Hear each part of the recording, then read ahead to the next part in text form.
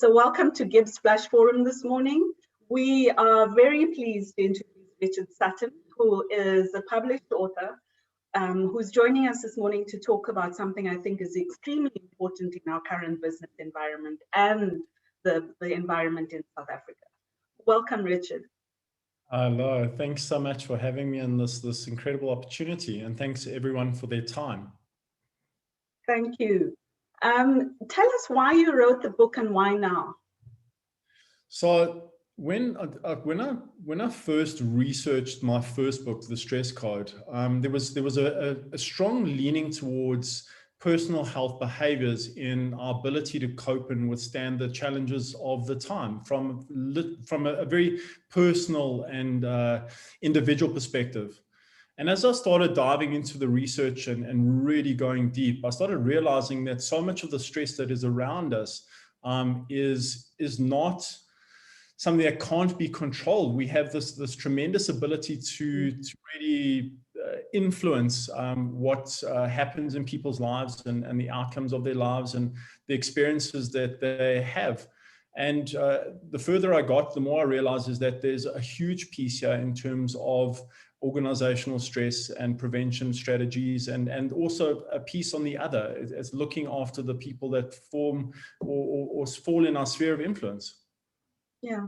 What I found very fascinating about your book was that it brings the whole ecosystem into the narrative, that it's not only about the business, it's about the business in society and the individual in society. And I think that was what you've just described. Sorry? Are you okay, Richard? No, I'm all yes. Yeah, okay. Yeah, so when I started the book, I thought it was a neuroscience book because you go into the biology of the brain and how stress affects the brain. And then as I got into it, I saw there was more discussion about poverty, about hunger, about the external factors that feed our stress. Can you talk a little bit more about that? Yeah, so the way I structured the book was principally to give an overview of what's happening to all of us, what's happening to your colleagues, your family members, what's happening on an organizational level, what the experience of our time is.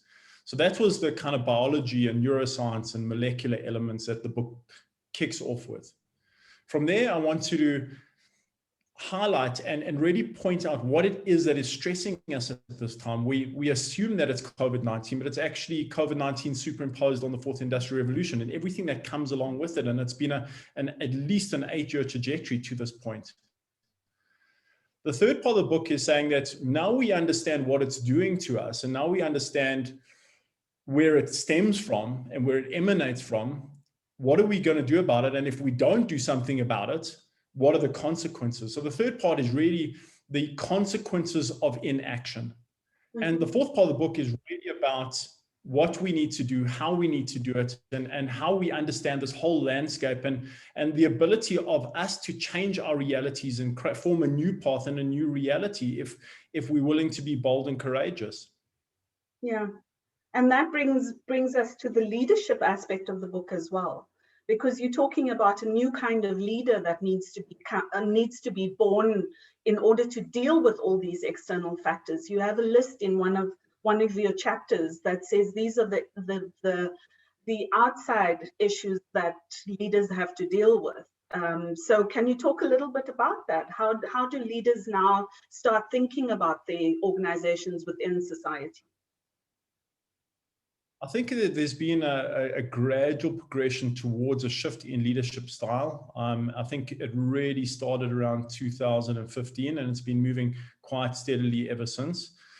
I think that one has to start with understanding that the business, the people within the business, within your microcosm, people trust you. People trust you to basically look after their best interests. And trust has broken down in so many different areas. We're looking at a breakdown in trust in NGOs, in governments, in even the media. There's been a breakdown in trust.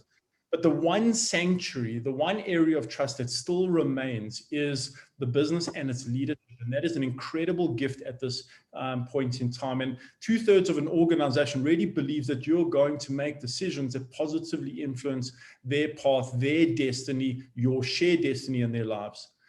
So with this trust, you also have to understand that your portfolio is expanded. In the past, you had to focus on business and industry issues. But what we're seeing is this radical shift where that is the one part of your portfolio. You also now have to weigh in on political events, national challenges. COVID is a good example of a national challenge.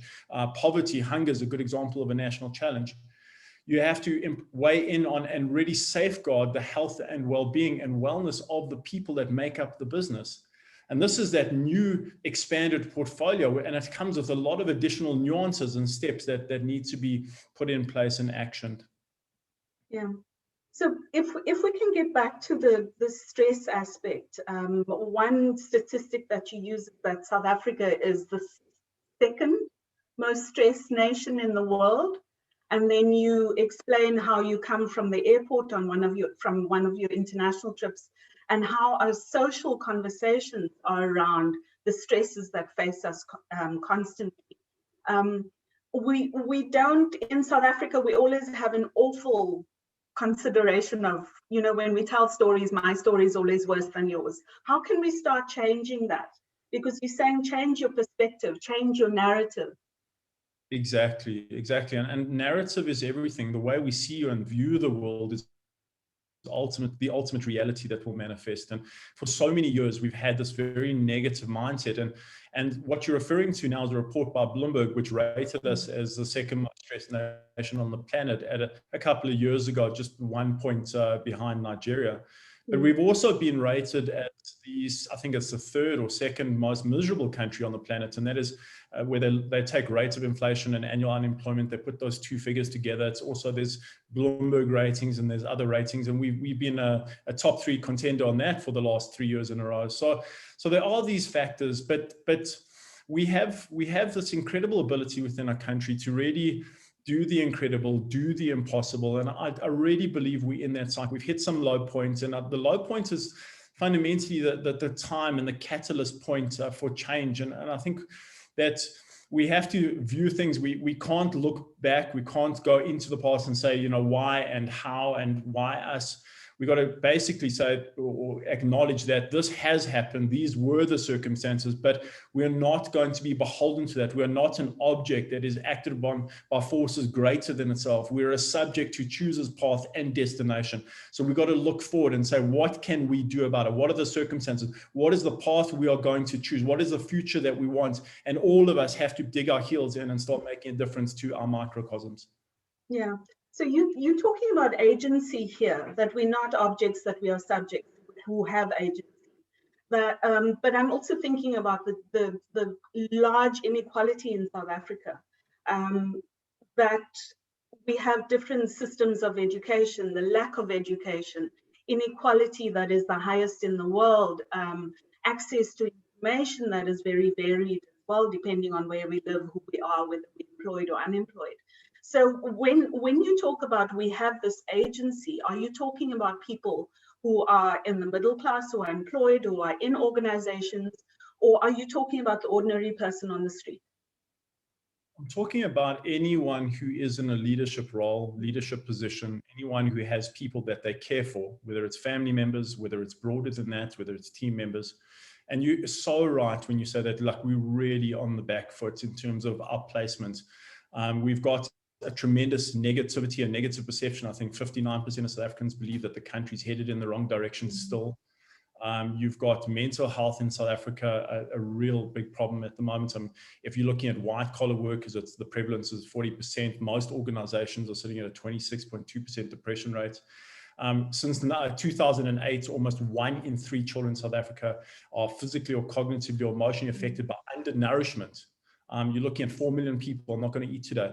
These are fundamental issues that have to change. And what changes us is education at the end of the day. And the more educated, and that's where one of the big issues also lies in that space in terms of this educational inequality. There was a very, very powerful study looking at the difference in life expectancy based on education levels. what they found was those individuals who have less than 12 years of education will live on average around 16 to 20 years less than those individuals who have 16 or more years of education. And these things are all kind of playing out. And where do we start? We start with the first step. Who needs to start? Anyone in a leadership role. And it's the responsibility for others that is, I think, the new narrative for all of us. So let's look at the individual leader now. You talk about stress management, you talk about healthy lifestyle, you talk about vitamins and supplements. When you've had a lot of engagement with individual leaders, talk through some of the processes that you take them through.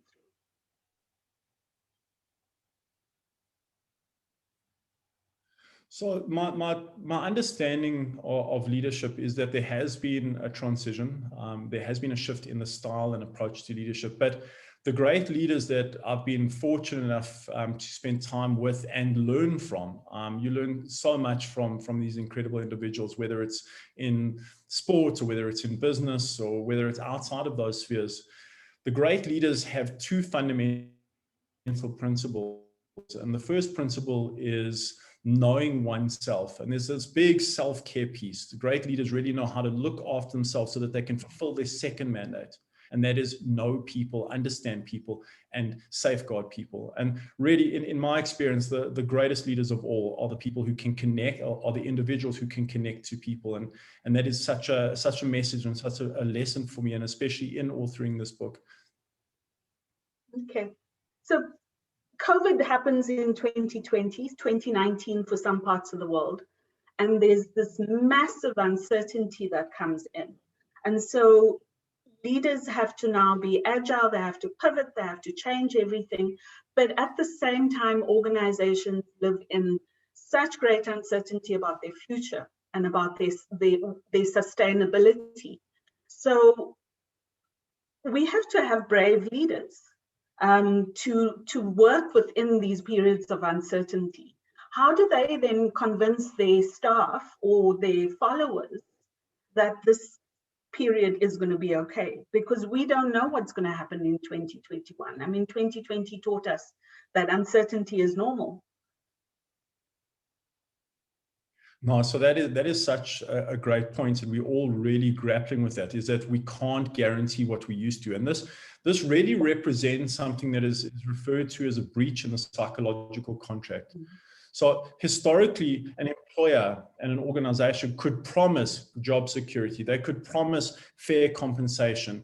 They could promise growth opportunities, the benefits that come with that. They could promise self-worth that is so, we really, so much of our personal value is tied into the work that we do. At the same time, with that promise, the employee was able to dedicate themselves to an organization, commit themselves, be absolutely engaged in the business and its growth and its prosperity. And there was this incredible synergy. And this synergy has been going on for 80 years. But what we're seeing now is this gradual decline in this historic contract that exists and that has really kind of held employment together for such an extended period of time. All the securities are broken down, the stability, the predictability is broken down. And we have to ask ourselves the question, how do we bring the employees back? How do we make them feel safe? How do we make them feel valued in a world where the historic fail-safes no longer exist? And this really puts another responsibility on leadership. It's an incredible time for leadership on the one hand, and it's a very difficult time for leadership on the other hand. But there are people and there are organizations and there are groups that can really rise to the occasion and transform the world that we live in. And where one has to start is one has to start by leading the change. So in order to make people feel more trusting of the environment, you yourself as a leader have to be authentic, and you have to be more compassionate, and you have to be an example of what to aspire to, believe in yourself and believe in growth and believe in actualization of potential. That is your fundamental starting point. At the same time, people are grappling with issues, problems. The business is grappling with the problem. So now the leader has to step in and say that we are going to solve problems. We're going to solve it quickly, efficiently. We're going to put everyone on it in a business context. And you're also going to have to step over that line into a personal context. Remember, we're trying to build trust and value again in a system that's broken and corroded.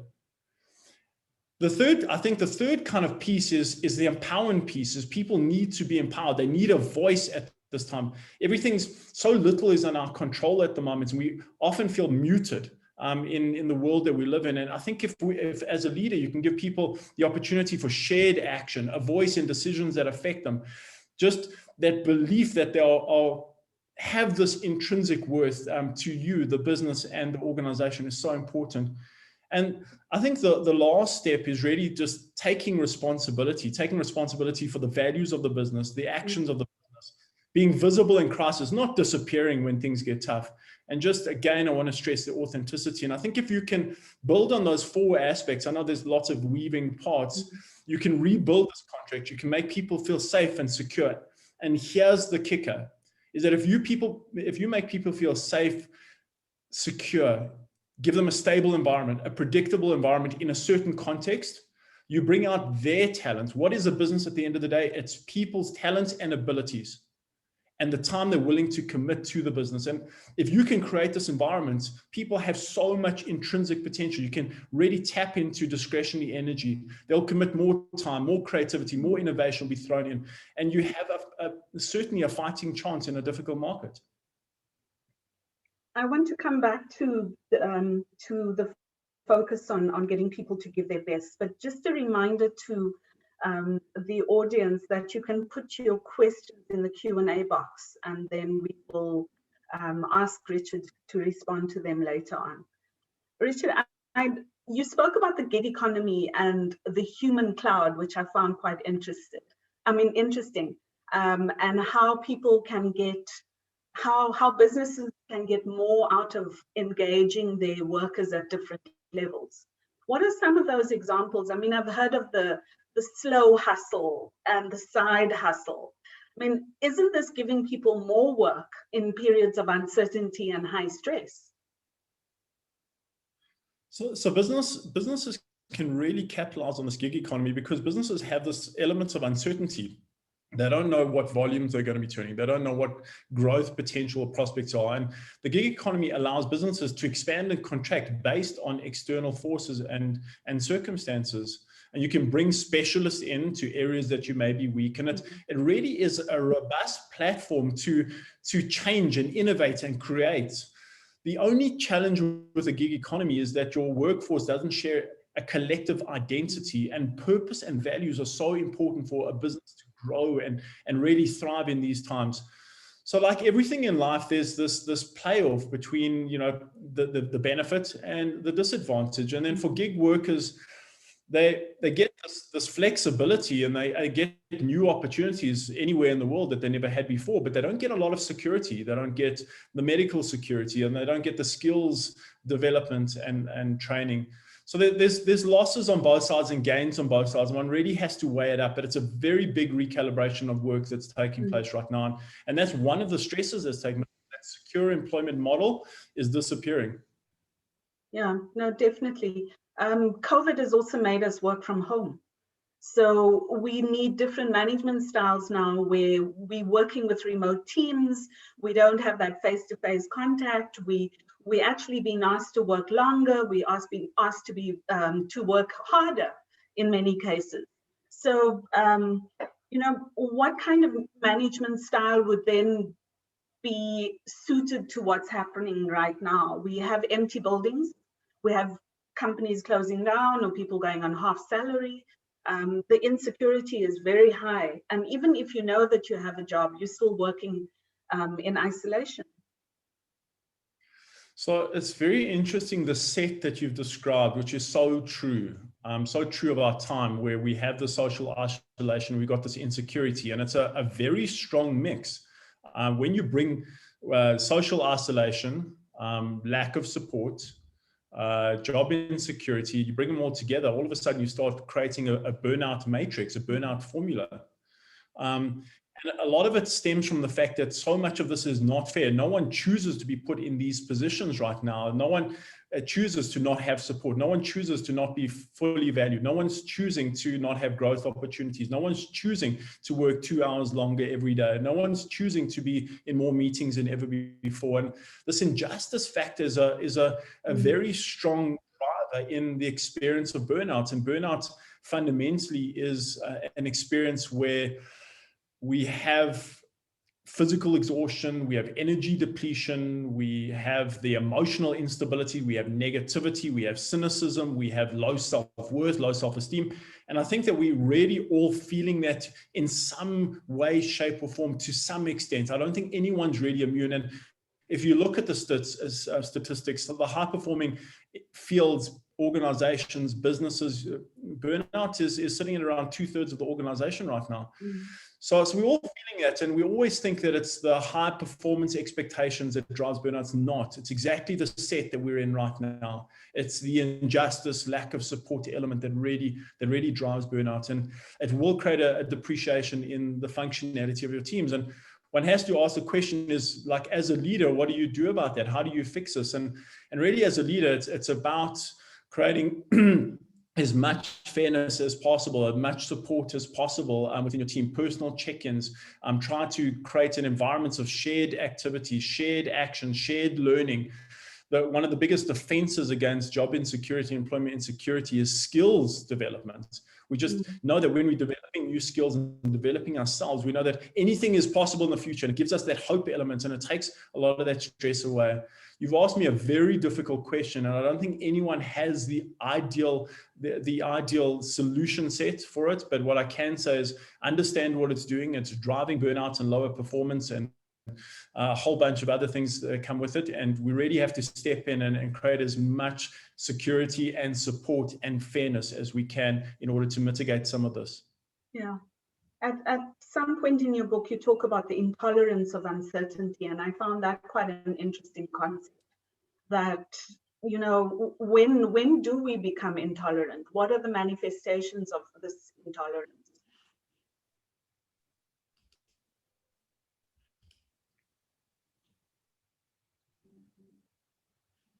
Richard, have I thrown you? Shall I quote the page number? I'll ask you to repeat that. I just had a little disconnection moment. Okay, I thought I had thrown you, sorry. You talk about the intolerance of uncertainty. And yes. I find it an interesting concept because I think in our current situation, we're holding on to jobs that are so uncertain. We're holding on to things because we don't know what's coming next. We're not willing to walk away from jobs that might be unhealthy for us. But when do we get to that point of intolerance of uncertainty? How much do we have to bear before we move? You know, so this uncertainty thing, I'm really glad you brought it up, because if you look at our circumstances now, the employment insecurity, the future of jobs is unpredictable. Economic downturn globally, 160 countries, loneliness factor, health insecurity, financial pressure, rising poverty, skills instability, recalibration work, the list can go on and on and on. And if you had to bring all of that into a narrow funnel, a narrow channel, and ask the question, what does that ultimately manifest in? What experience? The experience is fear and uncertainty. Fear and uncertainty is the driving stress of our time. Now, where I start talking about it in the book, this uncertainty, this phenomenon, is that it was always believed that a mental health condition, emotional health condition, which is so prevalent in our society right now, it's one of the biggest challenges of our time, in fact. It was always believed that having that predisposition creates an environment where you're more fearful, more uncertain, and you kind of get paralyzed. You don't want to move, you don't want to change. But it has been subsequently discovered that a lot of individuals have an intolerance to uncertainty, so they're really good and really functional in a time that is predictable. No matter how difficult it is, the predictability gives them comfort. But all of a sudden, we go into an environment where we don't know if we're going back into another lockdown. Are we going to have a third wave? Are we not going to have a third wave? Is the economy going to rebound? Is it not going to rebound? There's been a very, very strong correlation between the experience of uncertainty and the development of anxiety and depression-related disorders. And in that state, in a state of depression, in a state of anxiety, we really don't fulfill and live up to our greatest potential. We have so much that we're capable of in life, and we really don't touch on a fraction of it. But mental health issues can be a big obstacle, a big roadblock in this, and uncertainty is the driver, and our time really denotes and is something that can be characterized by that single term, uncertainty. Okay. So one of the suggestions that you have is that we have a holistic wellness program within companies. But you say it shouldn't just be a cut and paste job. It should be a tailored program for every company to have something that suits the needs of those workers. So describe one of the programs that you've developed for a company that you've worked for. So the thing is about wellness programs is there's always this perception that a wellness program entails having exercise facilities, which is a nice thing to have, healthy food options in a canteen, support psychologists, biokineticists, physiotherapists, medical staff. So that's the perception of a wellness program. But a wellness program, in order to be effective, is much larger, much broader. There's three fundamental issues, and you have to evaluate the organization for its individual merits, its individual challenges, and really build it around that. And the real turning point in our understanding of what creates an environment of excellence, what creates an environment of potential, of performance. There's this duality that exists in that an organization wants more productivity, and every employee wants to be more productive. They don't want to be flat. They don't want to be disengaged. The organization, again, wants this engagement and it wants this creativity and innovation. And the employee wants to be the same. They want to be motivated and engaged and inspired by the work that they do.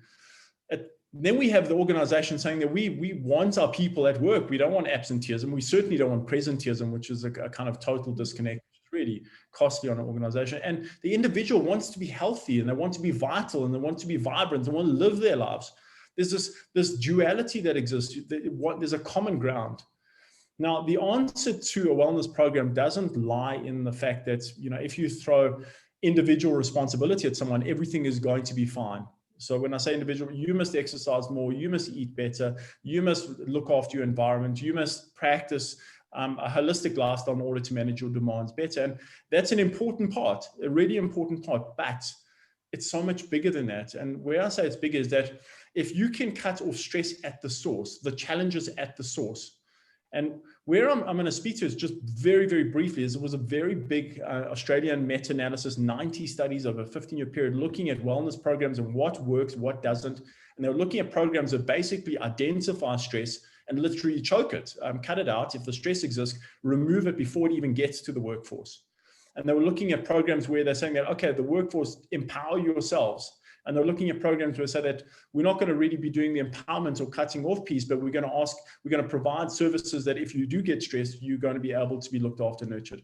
And a resounding, overwhelming majority of the studies were showing that if there is this choking effect of stress, where you cut off stress before it manifests in an organization, the outcomes are incredible. Business-wise, organizationally, creativity, growth, innovation, people and the business benefit from that. And that's really my starting point, is to evaluate where the stresses lie, find out how we're going to mitigate. The vast majority of the 12 stresses that exist in a business can be eliminated almost completely. And it's really, that's the starting point, and then building the self-awareness, responsibility, and reactive measure processes. So I'm just looking for questions in the chat there. Either you're answering all the questions or people are a bit hesitant to ask them. So I welcome you to ask questions. You can ask them directly by raising your hand or put them in the Q&A box. I'm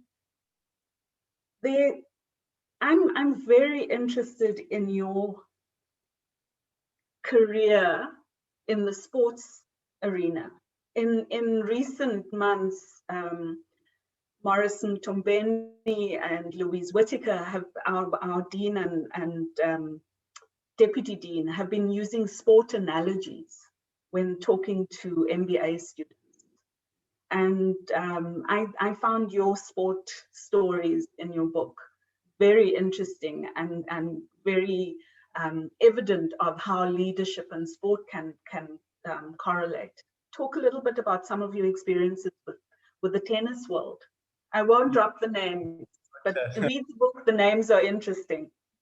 So the thing is, I guess that one of the greatest learning curves for me was kind of moving up the echelons and rankings in sports. You know, the higher the level I was working at, the more I actually learned about how they do things and how success is something that is almost strategic. It's not something that just arrives just through hard work and commitment and diligence. There's a whole strategic process, and it really boils down to, and it stems from kind of the top and the leadership style. And a really good example is, I'll drop a name, but is someone that I've known for a very long time, and it's Novak Djokovic. And he went through a tremendous plateau, really struggled in his career to the extent that he was really reconsidering tennis at one point. I think it was 2008 or 2009, really like looking back and saying, I put in all this effort, I have all this ability, I have all this talent, but it's not translating into the success that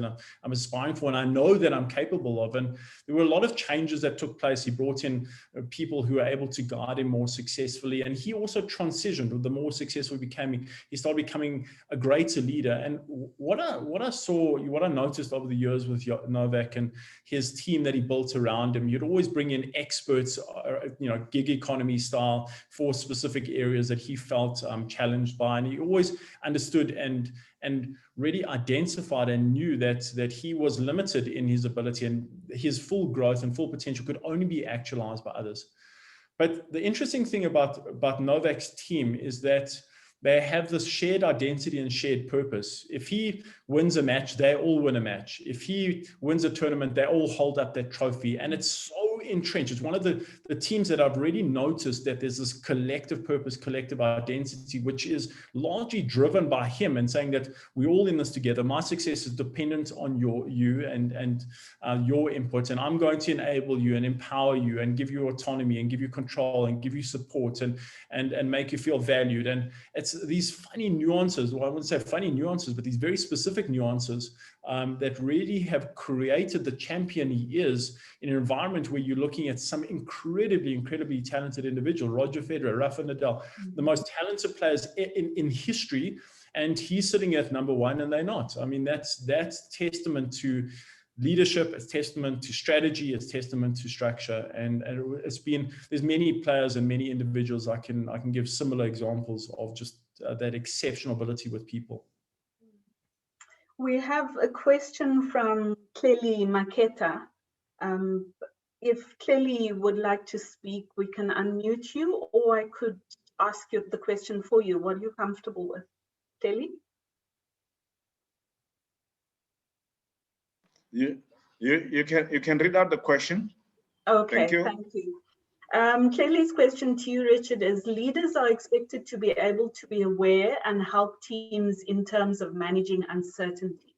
The question is, how do leaders themselves get into the space where they themselves are managing personal uncertainty?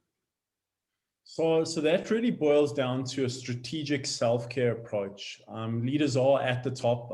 They have less support, certainly less, there's no upward support or downward support. So fundamentally, leaders are also not only responsible for people, but responsible for themselves. And they sometimes have to leverage off colleagues, off people of the same level and the same caliber in order for strategic insights. So that's one part. But the most important thing, what I've learned with great CEOs, great athletes over many years, is the strategy to self-care. Our fullest potential is really governed by neurochemistry, the chemicals that facilitate attention and motivation and clarity and mood stability and learning ability. These, if we can modulate, if we can really get a grip on these chemicals, we can do extraordinary things. And that's a lot of my work stems around or centers around is augmenting those systems really on a molecular level. And that's where the genetics comes in for me. But where the leader really needs to kind of stand in is this element of structure and strategy for self-care. And there's 4 parts to it without going into too much detail. The first is one has to make a decision that mindset is everything. The way we see it is the way it will translate. If we see challenges as an opportunity, we see challenges as a growth point, we see challenges as the explosive trajectory in the direction that we want to go, The most remarkable thing is it often materializes in that. And the reason why is that if we shift our mindset, 3 Harvard studies showed us that we have this alteration in neurochemistry. We release more dopamine, and more dopamine means more adaptability. It means more motivation, more clarity, more focus. And there's so many narratives. And I really encourage you just to go online and look up reframing. And reframing is the first part. The second part is our behavior as a leader. Now, we live in a society that is very centered and very skewed towards when we feel weak and when we feel vulnerable and when we're not coping, we are expected to disappear. Emotionally, physically, we almost hibernate, we become insular, we become disconnected. Now, what created such an incredible success for the human species was the fact that in crisis, historically, in our ancestral past, we always galvanized and we came together. We would protect each other vehemently. We would share what we had with each other. And the sharing and protection is the key to our success then and now. And this is something that's disappeared. We are not connected, we're completely isolated, and we're not sharing to the extent that we need to. So if we go back to those basics, we have to understand why is it so powerful? How does it affect me as an individual? The sharing and protection elements is that when we reach out and when we say, look, I'm not coping, I need help, I can't do everything alone. There's this incredible biological shift that takes place where we start releasing a hormone and a neurochemical known as oxytocin.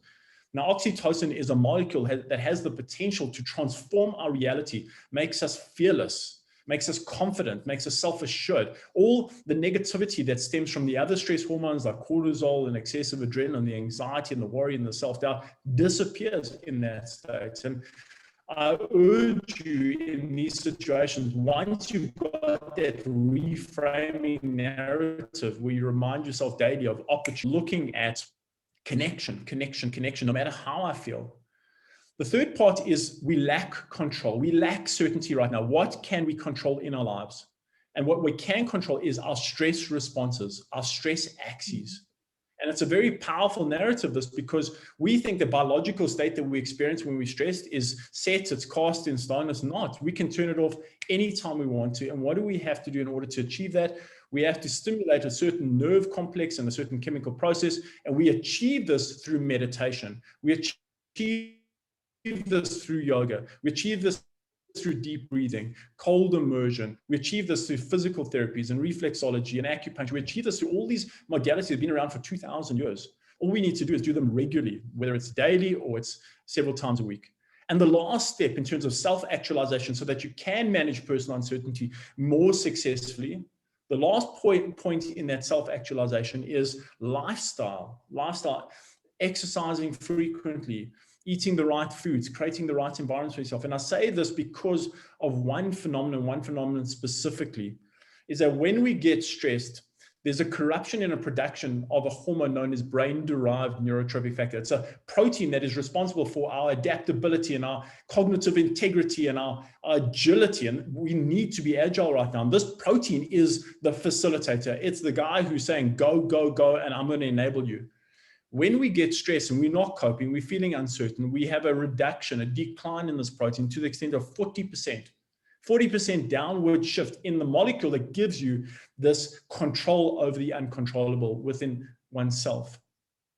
Now, if we exercise, if we go and have a run, or we go for a swim, or we go for a cycle, or we go for a hike, we can spike this molecule to the extent of 60%.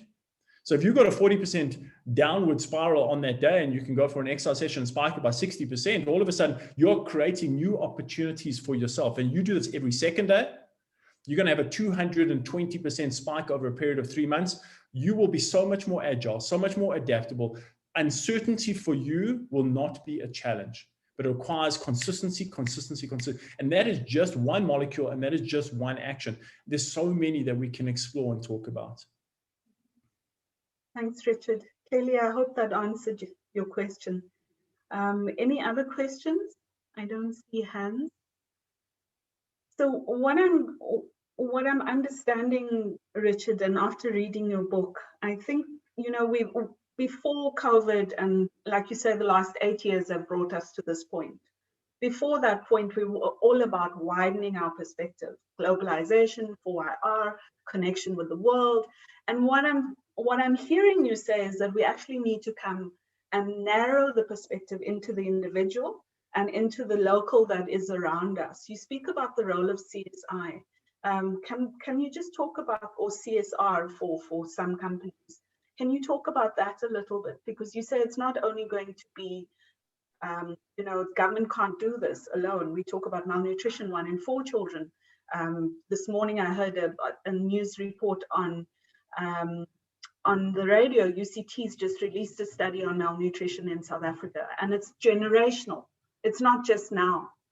So what can companies do to change these things? I think companies should be starting to set the precedent, set the lead. The thing is about communication and narratives is that is really actions that speak. Actions speak far louder than words. You can send an email, you can send a memo, you can put up a poster, you can send out a feed, you can do all of that, but it doesn't translate to change. When a company takes an action, and this is the reality, we have become more local now. This is a current reality. Is this going to last? We don't know. We don't know for sure. I mean, there has been this, we did move into that globalization element. Now we've gone into the localization elements, and who knows if it's going to expand and almost morph into something completely unique still from here. But while we're sitting at this point, I think that organizations have to stand up. I think that they have to look after their people. They have to look after their people's people. And in the book, I talk about when solving problems, when you really want to develop incredible social capital as an organization, it's not about just affecting your people's lives. It's about affecting their families' lives, and it's about affecting communities' lives. And companies do have this power. And I think it's that. Where do we start? We start, I said this earlier on in the discussion, is we start with that first step. That's that decision that we have to make a change, the decision that people do matter, the decision that it's not people over profits, that both go hand in hand. We have this dual agenda and identity. And maybe you're not able to reach out to the extent that you want on a social level, but if you start looking after your groups and they start looking after their family members and their family members start influencing their community members, all of a sudden the change starts becoming, as much as COVID was an exponential shift, it also can create an exponential shift with that decision. Yeah. Okay. So a final question from my side, Richard. Can you mentioned the stress code and the stress code app in this book. I did not read your first book, so I apologize for that. But tell us a little bit about the stress code app, because it does give the person personal responsibility for managing their own stress. Yes. So there's 2 parts. I think we're in a partnership. We're in a time of partnership where we have to take responsibility as individuals, and organizations have to take responsibility. And this dual partnership requires that the individual identifies that without their health, they're not going to live up to their potential. The organization needs their potential, needs their best skill set. They need their ability, they need their creativity in order to stay relevant and hold their position within the market.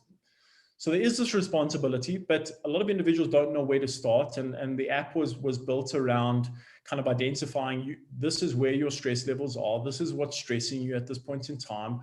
This is your level of resilience. This is your emotional aptitude and attitude right now. And these are all the things that you need to understand about yourself. And from there, you can basically, there's explore different components of the app, just looking for solutions either in the long term or medium term, or solutions here and now. If I'm feeling worried today, what can I do to eliminate some of the worry that I'm experiencing from a health standpoint, a basic standpoint? And that's what it offers and delivers.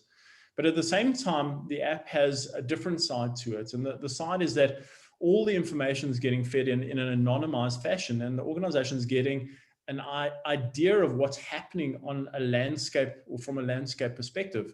What are the principal stresses? What are your people not coping with right now? And that's what we really need to understand. And from those stresses, we can also calculate what the impact on the organization on an emotional level, a cognitive level, and on a health level, behavioral level even.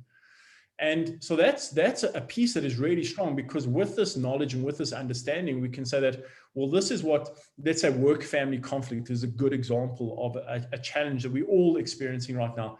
the outcome of a work-family conflict on our physical health, it depreciates or increases our risk of a physical health issue by about 90%. If you're looking at what does work-family conflict do on an emotional level, it increases our risk of a mental health disorder by 160%. So if organizations are seeing that this conflict exists, the people are already crying out for help, and this is what's coming in an anonymized broad data set, they can start creating environments where there's less pressure, there's more flexibility, there's more encouragement that family first, organization second. Because ultimately, if a business doesn't do that, it's going to be the unfortunate loser in the set because of the skills and the ability that are so vital for growth and innovation and the time that people need to invest in it. So it really is about identifying the landscape, the consequences of that, and the actions that we can do before it entrenches itself, our state before, and has a negative consequence. Okay, thanks, Richard. I don't see any more questions. Clearly has another question to say, how do we get to share all these great insights with as many leaders as possible? You can see the potential for society if these principles are more widely shared. The one thing is buy Richard's book, and the other is sign him up to come and do workshops in your companies. Yeah, is that the right answer, Richard? That's the answer. That's the right answer that I can't give. So thank you for offering that insight. But I think what we're moving towards is a social shift, a very strong social shift. And I guess it was time, and in a sense, not diminishing the impact of COVID and dismissing the traumas and the challenges and everything that's come with it. Sometimes there is something that comes with it, and that is that we need to change, we need to shift. The urgency is there. It has to happen, and no longer can we operate in the same way. And a world where inequality exists, or to this extent. I mean, there's an article that I read, I think it was World Economic Forum or the International Labour Organization, and it was a big paper looking at inequality globally. And what it said was that the lower half of the work, the lowest 10% of our working population is earning, so they're technically employed, but they're earning 373 Rand a day. I mean, a month. 373 Rand a month, the lowest 10% of the world's working population. By contrast, the top 10% is earning 127,000 Rand a month. So these kind of disparities, I just think that we have to relook at things, and this is the opportunity. COVID has offered us an opportunity to recalibrate the world and to create a new vision and plan. So Richard, thank you very much for coming to share your thoughts and your book with us. And we look forward to reading the next one, which I hope will give us more insight into you. So thank you very much. Thank you so much for everyone's time. And I appreciate it is, 9 o'clock in the morning is a tough time. So thank you, everyone. And thank you for giving me this platform and opportunity.